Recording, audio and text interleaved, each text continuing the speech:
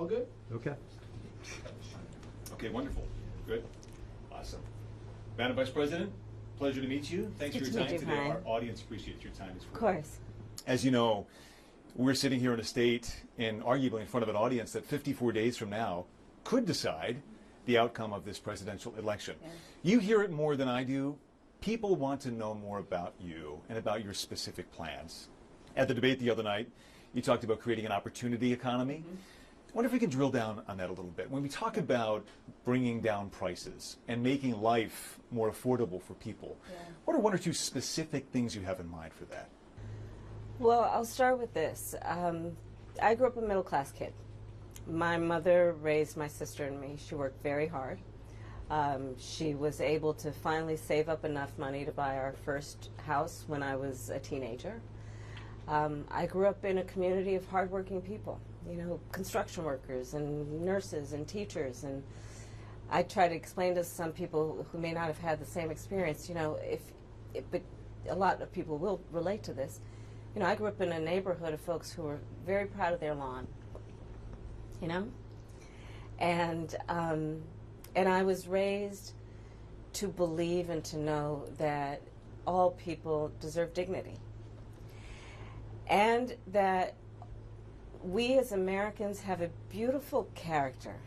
You know, we have ambitions and aspirations and dreams, but not everyone necessarily has access to the resources that can help them fuel those dreams and ambitions. So when I talk about building an opportunity economy, it is very much with the mind of investing in the ambitions and aspirations and the incredible work ethic of the American people, and creating opportunity for people, for example, to start a small business. My mother, you know, worked long hours, and our neighbor helped raise us. We used to call her, I still call her, our second mother. She was a small business owner. I love our small business owners. I learned who they are from my childhood, and she was a community leader. She hired locally. She mentored.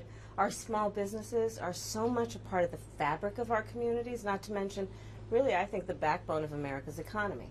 So my opportunity economy plan includes giving startups a $50,000 tax deduction to start their small business. It used to be $5,000. Nobody can start a small business with $5,000. But investing in people's innovative ideas and giving them the ability to go for it. Opportunity economy means, look, we don't have enough housing in America. We have a housing supply shortage. And what that means, in particular for so many younger Americans, the American dream is elusive. It's just actually not attainable. So part of my plan is to work with the private sector and housing developers to give them a tax credit, to be able to partner with us as the government, to build, and my goal is 3 million new homes by the end of my first term. In addition, to help people who just want to get their foot in the door, literally, and so giving first-time home buyers a $25,000 down payment assistance to be able to just get in the door, and then they will do the work that they need to do to save and to pay that mortgage and to build wealth for themselves and their family. These are some examples of what I mean when I talk about an opportunity economy, and a lot of it has to do with just the community I was raised in and the people that I admired, who work hard, and deserve to have, their dreams fulfilled because they're prepared to work for it. You talked at the debate and at previous appearances about turning the page on the past, and in fact here today in Johnstown you're talking about a new way forward. Yeah. I think some people have a question, given maybe your current role as Vice President of the United States, how different you are from Joe Biden, and so I wonder if there are one or two spots, policy areas or approaches where you would say, I'm a different person.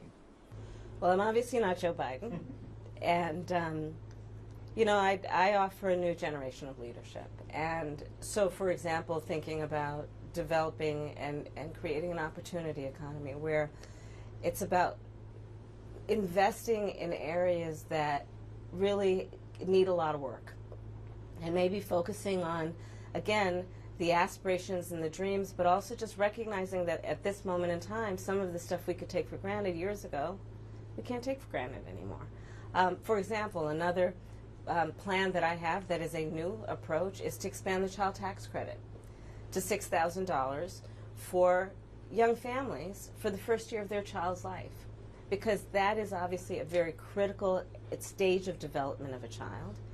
And a lot of young parents need the help to buy a car seat or a crib or clothes for their kids. And so my approach is about new ideas, new policies that are directed at the current moment. And also, to be very honest with you, my focus is very much in what we need to do over the next 10, 20 years to catch up to the 21st century around, again, capacity, but also challenges. Crime and public safety are two major issues, right at the forefront of voters' minds, in Philadelphia as well, where crime is a significant issue. When we talk about crime, the conversation turns to gun safety as well. And I think you actually probably caught a lot of people off guard, maybe a bit by surprise in the debate the other night when you mentioned that you are a gun owner. I know you said it in 2019 as well. I want to talk about your values on this issue. When it comes to gun ownership, where do you draw the line in America on gun ownership and gun use? Well, like you said, Brian, I am a gun owner, and Tim Walz, my running mate, is also a gun owner. We're not taking anybody's guns away. I support the Second Amendment, and I support reasonable gun safety laws. Part of my approach to this is I was a career prosecutor for most of my career. I have personally prosecuted homicide cases. I have personally looked at autopsies. I have personally seen what assault weapons do to the human body. And so I feel very strongly that it is consistent with the Second Amendment and your right to own a gun to also say we need an assault weapons ban. They're literally tools of war. They were literally designed to kill a lot of human beings quickly. I say we need universal background checks. The majority of NRA members support that. Why? Because it's just reasonable. You just might want to know before someone can buy a lethal weapon if they've been found by a court to be a danger to themselves or others. You just might want to know. Two final questions, if I might. Sure. On the appeal of the man you were running against, as you drove here today, you likely saw a lot of Trump signs.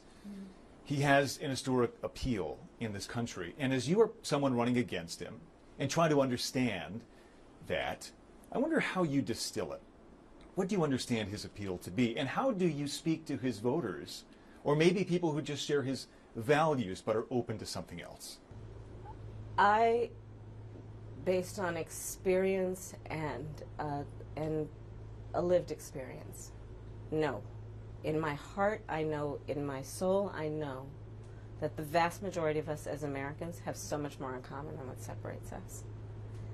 And I also believe that I am accurate in knowing that most Americans want a leader who brings us together as Americans and not someone who professes to be a leader who is trying to have us point our fingers at each other. I think people are exhausted with that approach, to be honest with you. I think people want a leader who has common sense and tries to find common ground. I'm supported by over 200 Republicans who worked for both Presidents Bush, John McCain, and Mitt Romney. I'm supported by the former Vice President Dick Cheney, former Congress member Liz Cheney. And I think people are more willing now, in light of the hate and division that we see coming out of Donald Trump, to say, hey, let's put country first.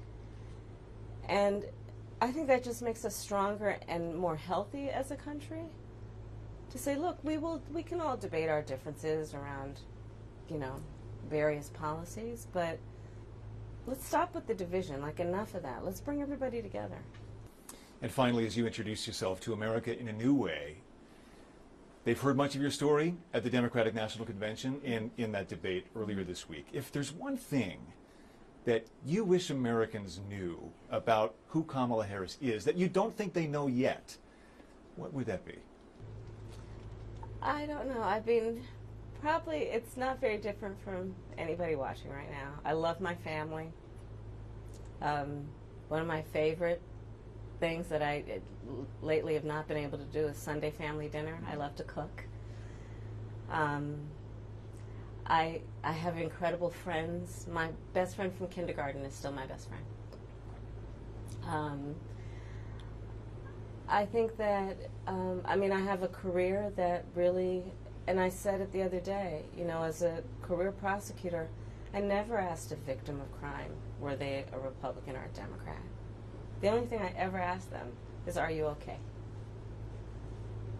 And I think that's the approach that most Americans want, regardless of who they voted for in the last election, in terms of turning the page and charting the way forward.